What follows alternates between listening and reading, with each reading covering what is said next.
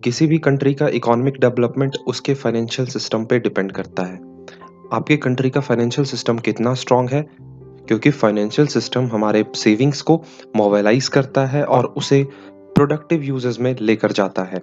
तो इस वीडियो के अंदर हम जानेंगे हमारे फाइनेंशियल सिस्टम के बारे में, साथ ही साथ फाइनेंशियल मार्केट के बारे में। तो अगर आप हमारे चैनल पे नए हो तो चैनल को सब्सक्राइब कर दो और बेल आइकन को प्रेस कर दो। साथ ही साथ अगर आप हमारे बीकॉम कोर्स का कंप्लीट एक्सेस चाहते हो तो आप इसे परचेज कर सकते हो। लिंक डिस्क्रिप्शन में डाला गया है और कॉन्टैक्ट नंबर आपको स्क्रीन पे शो हो रहा होगा। आप ज़्यादा जानकारी के लिए इस नंबर पे कॉल कर सकते हो। सबसे पहले हमें जानना होगा फाइनेंशियल मार्केट के बारे में। फाइनेंशियल मार्केट होता क्या है? Financial market means market that creates and exchange financial assets. अब यहाँ पे एक वर्ड आ रहा है फाइनेंशियल एसेट्स। फाइनेंशियल एसेट्स का एग्जांपल दूं उससे पहले मैं उसका मीनिंग बताना चाहूंगा। Financial assets means that which creates future assets. जैसे कि हमारे शेयर्स हो गए, बॉन्ड्स हो गए, डिवेंचर्स हो गए, ये सारे हमारे फाइनेंशियल एसेट्स हैं। तो financial market means market that creates, जो कि बनाता हो फाइनेंशियल एसेट्स को। अब हमें अपने भारत के फाइनेंशियल सिस्टम का स्ट्रक्चर जानना होगा। अभी आपको आपकी स्क्रीन पे एक चार्ट दिख रहा होगा। यहाँ पे इंडियन फाइनेंशियल सिस्टम को दो पार्ट में बाइफरकेट किया गया है। सबसे फर्स्ट पार्ट है रेगुलेटरी फाइनेंशियल इंस्टीट्यूशन, दूसरा है financial market. Regulatory financial institutions के अंदर हमें कुछ रेगुलेटरी बॉडीज के बारे में जानना होता है, जैसे कि RBI, SEBI, PFRDA, IRDA.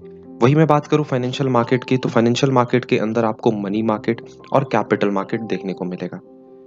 Money market और कैपिटल मार्केट के बारे में हम आने वाली वीडियोस में जान रहे होंगे।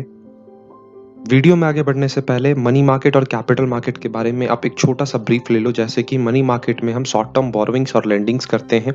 वहीं मैं बात करूं कैपिटल मार्केट की, तो यहाँ पे आपको लॉन्ग टर्म इन्वेस्टमेंट देखने को मिलेगा। साथ ही साथ इसके अंदर दो और भी कैटेगराइजेशन है, जैसे कि प्राइमरी मार्केट और सेकेंडरी मार्केट।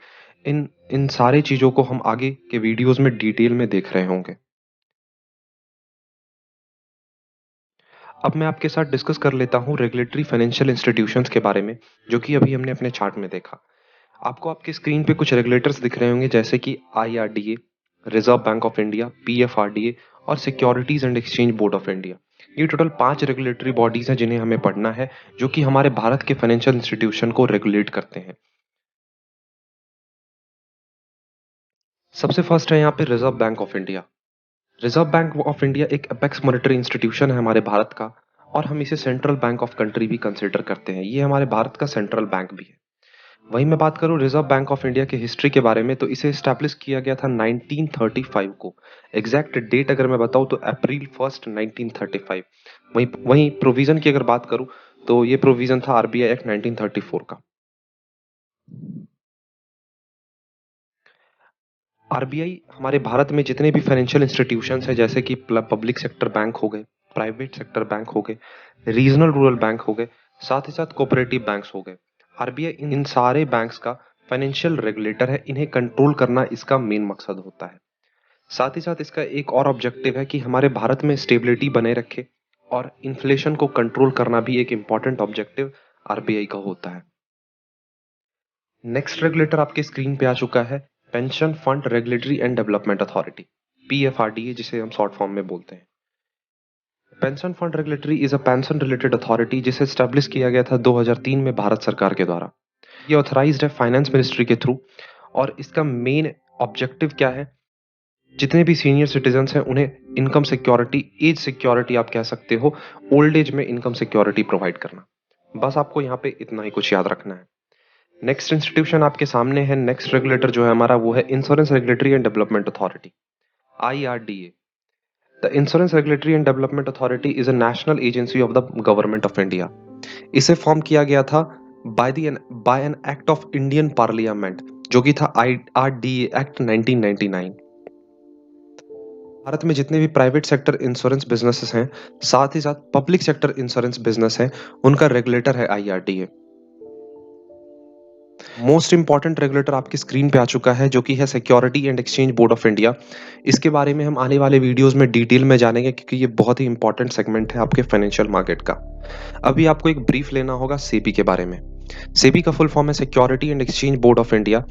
इसे स्टैब्लिश किया गया था 12 अप्रैल 1988 को। ये हमारे भारत के स्टॉक मार्केट को डेवलप करता है, साथ ही साथ रेगुलेट करता है। इसके बहुत सारे इंपॉर्टेंट फंक्शंस हैं जिसे हम आगे देखेंगे। एक्ट के बारे में बात करूँ तो सेबी का एक्ट है 1992। सेबी को 1992 में इसके स्टैट्यूटरी राइट्स मिले थे, जितने भी इसके टोटल प्रोविजंस थे, जो इसके स्टैट्यूटरी पावर्स थे, वो 1992 में मिले थे। एक इम्पॉर्टेंट क्वेश्चन अराइज होता है जनरली एग्जाम्स में, जो कि आपको जानना जरूरी है, जो कि है चेयरमैन। सेबी के चेयरमैन है अजय त्यागी। ये चीज आपको याद रखना होगा। तो अभी मैंने आपके साथ टोटल 5 रेगुलेटर्स डिस्कस किया, जो कि बहुत ही इंपॉर्टेंट है।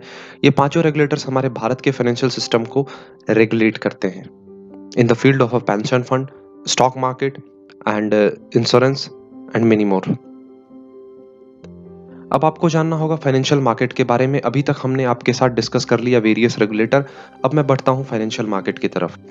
सबसे पहले मैं आपको एक बेसिक इंट्रोडक्शन देना चाहूंगा कि फाइनेंशियल मार्केट होता क्या है। फाइनेंशियल मार्केट एक सिंपल मार्केट आप कह सकते हो, कंसिडर कर सकते हो, जहां पे जितने भी इन्वेस्टर्स होते हैं और बोरोवर्स होते हैं उन सबको एक साथ लाया जाता है। सिंपल लैंग्वेज में कहूँ तो bringing investors and borrowers together. साथ ही साथ इसके अंदर जितने भी बैंक्स हैं और अदर फाइनेंशियल इंस्टीट्यूशंस हैं, गवर्नमेंट्स हैं और कंपनीज हैं, ये भी इसके अंदर आती हैं। अगर एक टिपिकल डेफिनेशन मैं आपको बताऊं तो financial market refers to a place of a business where different types of bonds and securities are traded. ये बॉन्ड्स क्या है, सिक्योरिटीज है, ये सारा कुछ हम अपने आगे आने वाले वीडियोस में जान रहे होंगे।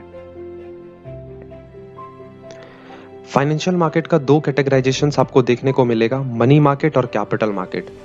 मनी मार्केट को सबसे पहले हम स्टार्ट करेंगे। उससे पहले आपको मैं बता दूं कि कैपिटल मार्केट के अंदर 2 टाइप्स के मार्केट आपको देखने को मिलेंगे, जो कि है प्राइमरी मार्केट और सेकेंडरी मार्केट। सेकेंडरी मार्केट को हम मेनली स्टॉक एक्सचेंज कंसीडर करते हैं। इसके अंदर आपको यहाँ पे स्क्रीन पे दिख रहा होगा स्टॉक मार्केट और over the counter. Money market को कवर करने से पहले मैं बताना चाहूंगा कि फाइनेंशियल मार्केट के कुछ पार्टिसिपेंट्स होते हैं, आपको आपके स्क्रीन पे दिख रहे होंगे। गवर्नमेंट्स हो गए, सेंट्रल बैंक हो गए, बैंक्स हो गए, corporations, institutional traders, retail traders, brokers और मार्केट मेकर्स। ये सब कुछ आपको फाइनेंशियल मार्केट के अंदर देखने को मिलेगा। ये सारे पार्टिसिपेंट्स कहलाते हैं फाइनेंशियल मार्केट के। तो ये था इस वीडियो का एंड। नेक्स्ट वीडियो में मैं आपके साथ कवर करने वाला हूँ मनी मार्केट और वेरियस टाइप्स ऑफ मार्केट। तो मिलते हैं नेक्स्ट वीडियो में, तब तक के लिए थैंक यू और बाय।